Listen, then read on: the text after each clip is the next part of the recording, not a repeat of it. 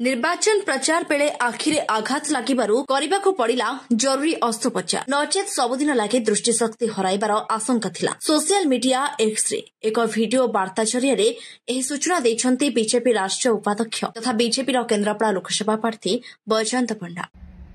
नमस्कार, मु बैजयंत पंडा। किछि दिन तले निर्वाचन प्रचार मझिरे जनगहली भिड़ भितरे हठात कोनोसी कारण मो बाँ आखि को आघात पहुंचला एवं से आखिरे दृष्टि चलीगला। मते प्रचार स्थगित करिकी चिकित्सा पाए आसिबाकू पड़िला। सबु टेस्टिंग हला परे डॉक्टर माने कहिले तुरंत ऑपरेशन करिबाकू पड़िबो, नचेत सबु दिन पाई दृष्टि न फेरिबार आशंका रहिछि। तेणुकरी गतकाली भुवनेश्वर स्थित एलवी प्रसाद इंस्टीट्यूट रे मोर ऑपरेशन हला एवं आजी मु डिस्चार्ज हेली।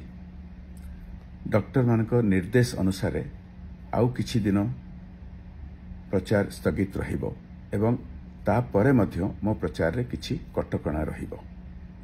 एहा आगुरु प्रचार रे तुलसी क्षेत्र सारा अनेक कार्यकर्ता बैठक एवं जनसभा माध्यम रे मु हजार हजार लोकन को भेटी सारिथिली एवं 4टी बड़ रोड शो माध्यम रे अनेक एरिया कवर करी सारिथिली।